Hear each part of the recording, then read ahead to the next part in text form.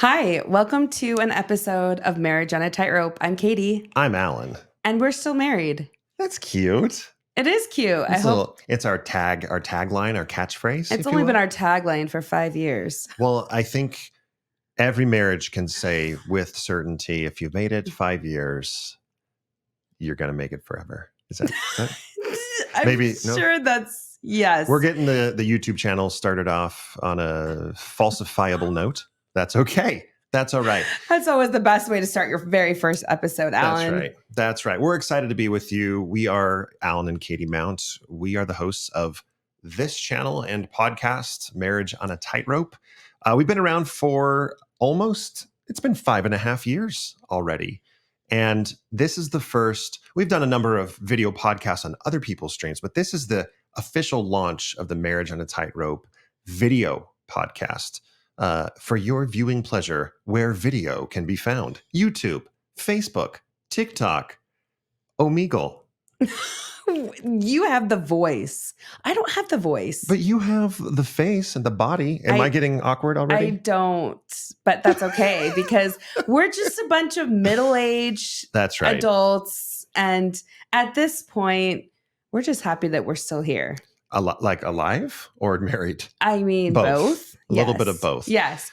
Well, what is this Marriage on a Tightrope, Katie? Yeah, let me explain it. So about 5.5 years ago, like Alan said, we started a podcast, and the opening tagline of our podcast in those days, we had this, I think for like 2 years on our episodes.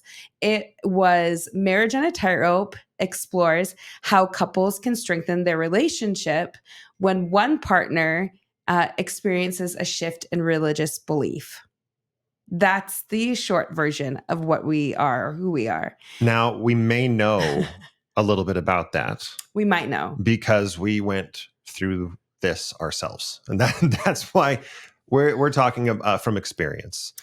And we are not experts in this field, but we are experts in this relationship. We are experts in the relationship. We do not have a doctorate or master's. I barely got a bachelor's in anything. No, D's get degrees. D's got degrees, baby. I'm in sales, so can you tell? Anyway, we wanted to tell you in this first introductory episode just a little bit about our story and what we've built as far as a mixed faith Marriage on a Tightrope community up to this point, and what to expect from the channel. So buckle in, turn it to 1.5 speed, and we'll see you on the flippity flop. You know what? I don't even recognize myself on normal speed anymore.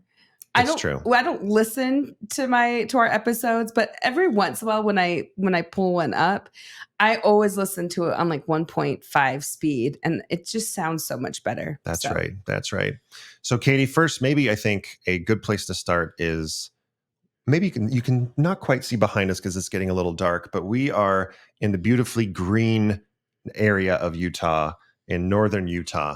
That may tell you a little bit about the religious background that we were raised in. That's right. So tell the wonderful people of YouTube, Facebook, and Omegle where. What is Omegle? It's a place where you go to like randomly meet people, and you click next, and then a random person connects to you. It's stupid. That sounds horrifying. No, it is. Apparently, you just see a lot of male genitalia. But let's move on. So, Alan, I'm so sorry. Are we going to be censored for that? We may be demonetized on our first episode, but that's okay. So, Katie, tell everybody kind of how we met and what got this whole mixed faith thing going. Sure. Okay. So, Alan and I belong to the Church of Jesus Christ of Latter-day Saints. That's how we were both raised. The Mormons. The Mormons, yes. And we both served a mission. And a mission is, I mean, if any of you have seen those missionaries with a white shirt and black pants and a little plaque on them. Hello, my name is Elder Mel. That is probably the most popular. If you've seen the Book of Mormon musical, yes. We were missionaries, not together, meaning we weren't missionary companions, like but we did meet in the missionary training center that does exist outside of the Book of Mormon musical in Provo, Utah, about 40 minutes south of us, where we currently are seated. And we we both met. went to Barcelona, Spain on Yes, that we did. mission. Barcelona. And so I think that it adds a little bit of a layer of difficulty going through what we went through. And we'll get to that because we knew each other on the mission. We taught people, we brought them to Christ. Or at least we that's what we were thinking we were doing. That's what I thought I was doing. I don't know if that's actually was the result of any of the work we made. Yeah, you were a vessel. Yes. So that's kind of a little bit about us. We got married in 2004 and just started having our family. And it wasn't until about 2017. So we've been married a good amount of time before some things started happening. That's right. In 2017, we will share more details about this in future episodes. But in 2017 is when I experienced some very heavy doubts based on initially some additional information that I was learning about the church, specifically about church history. And that led me to do a lot more than just educate myself, but really think hard and go through my own little spiritual journey. And I came out of it no longer believing in the truth claims of the LDS Church. That was a difficult year for us. That was our dark year. That was a dark year. I remember when we first got married, there was like a little old lady who said, I can tell you the good years and the bad years. And I thought, that's weird. Like, why would you have an entirely bad year? And this 2017 was an entirely bad year. That was a tough one. It was a really hard one. So that's right. That's the advice I give now to everyone who gets married.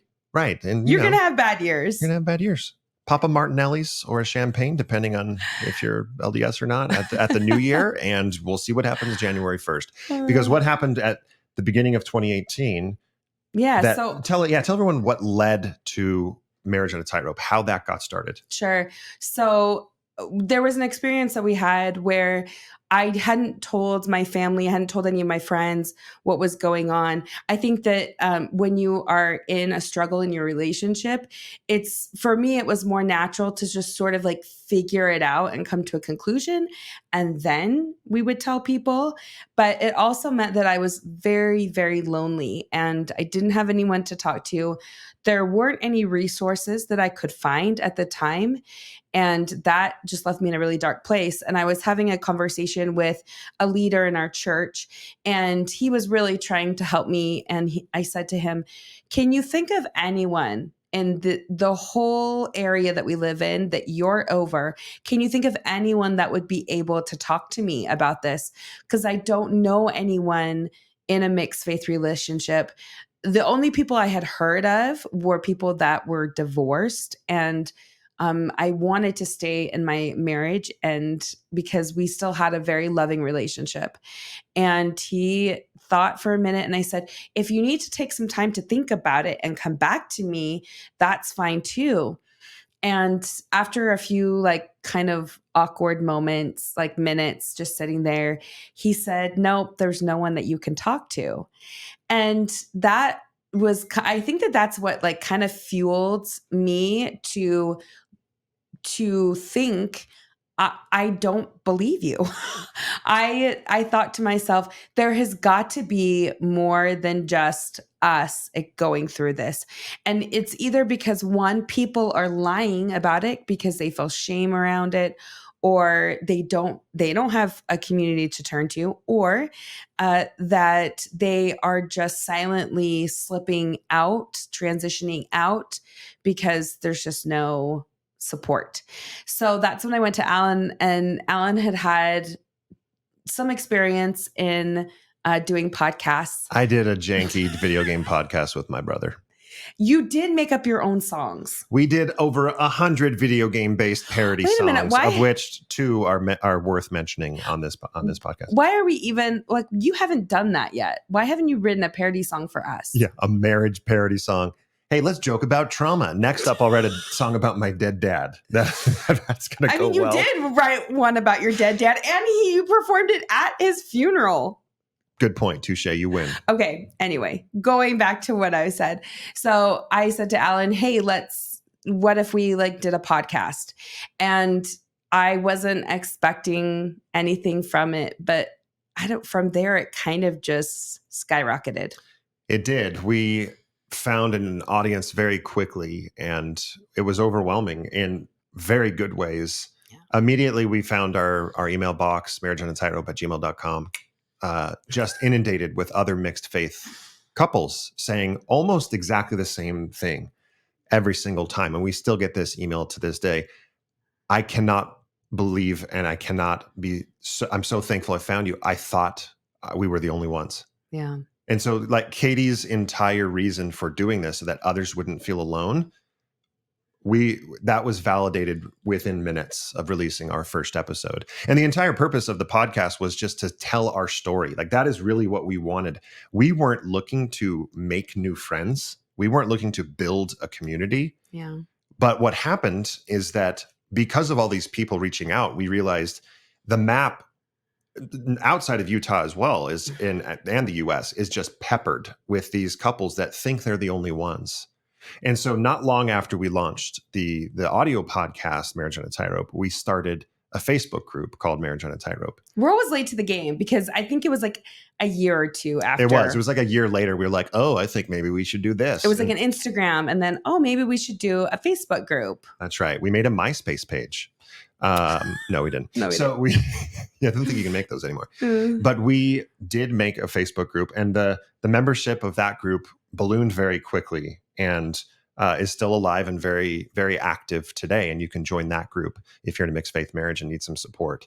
That group in and of itself is super, super impressive, and not because of us. It's because it has blossomed into a bunch of mini communities, which is where it's at, because geographically you need to find people that are close to you so that you can go to dinner and talk to someone that understands you. I can't tell you how many times we've talked to couples where we literally don't know their full names, but we know how they handled alcohol in their marriage. It happens so quickly because you can get into it because you have this shared experience. That Facebook group spawned other mini groups like I talked about, but also Marco Polo groups, which are extremely active to this day for every cohort of belief and non-belief, and whether you are the husband or the wife in the marriage.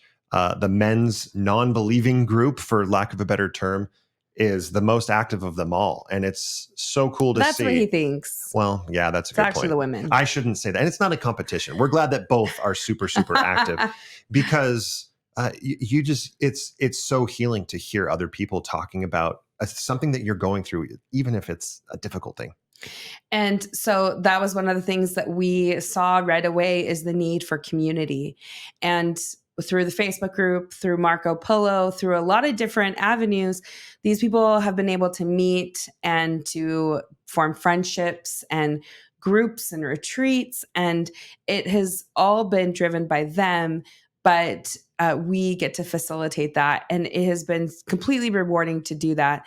And we're not just in our own little Mormon bubble, as we would say. Yeah, that's a good point. We have expanded out, and we have groups of Jehovah Witnesses that have joined us, evangelicals.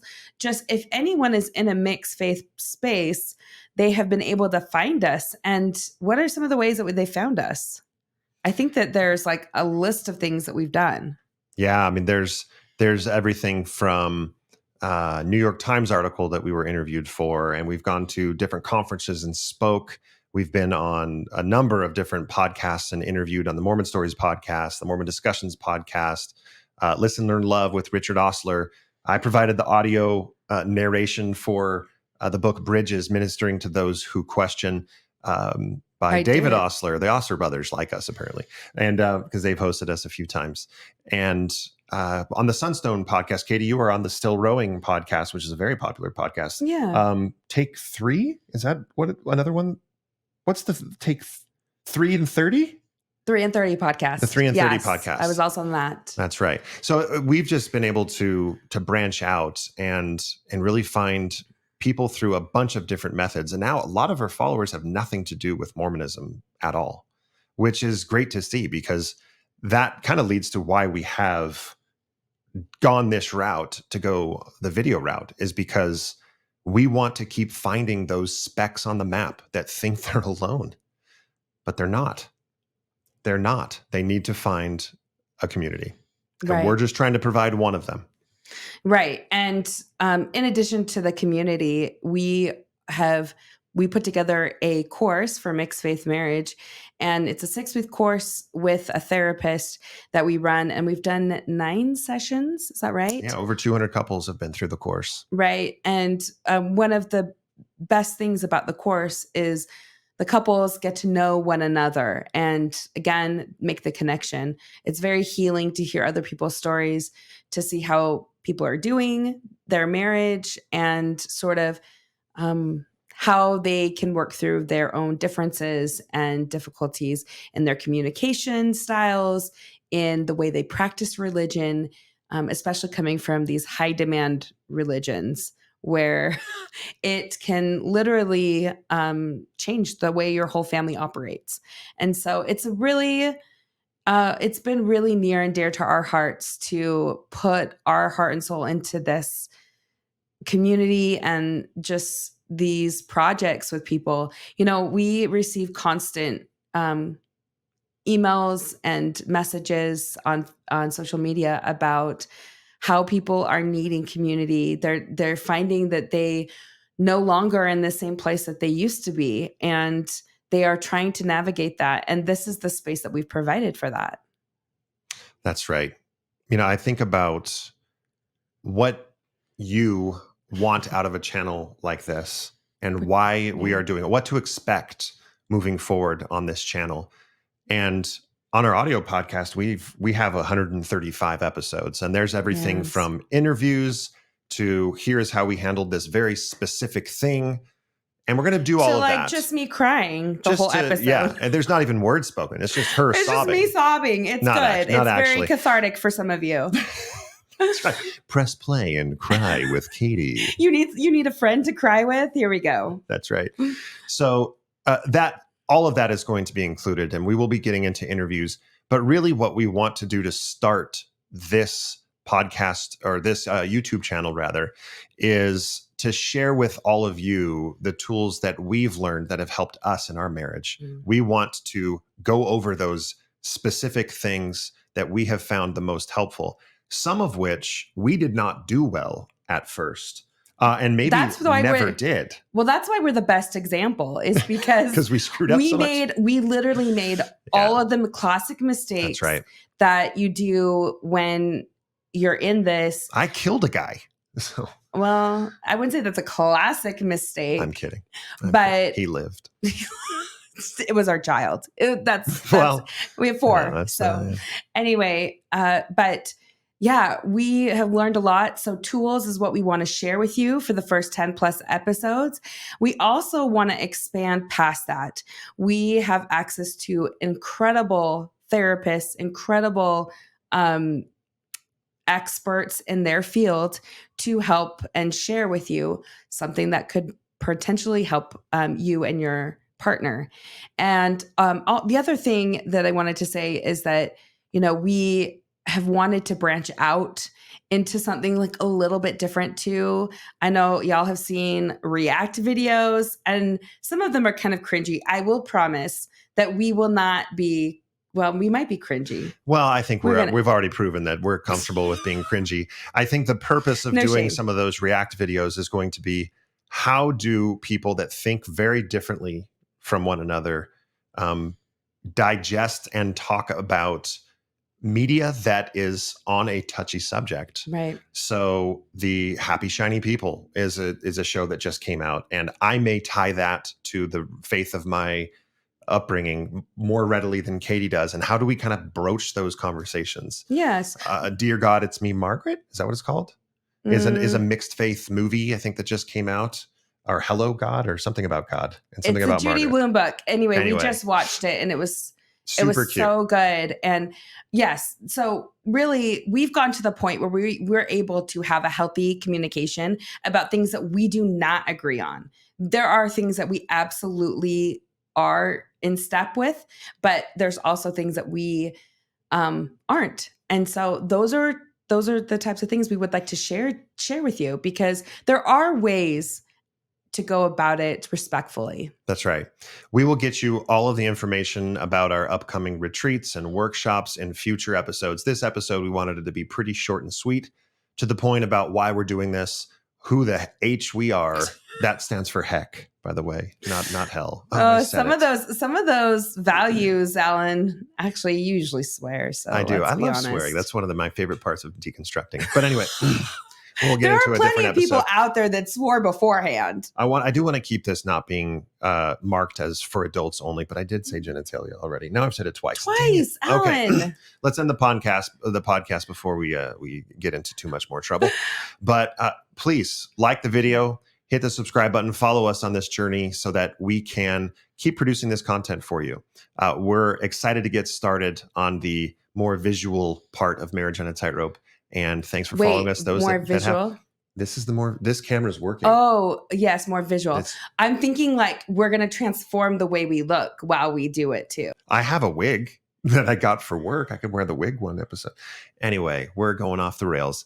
Thank you for listening and thank you for watching. Comment below, hit like and subscribe.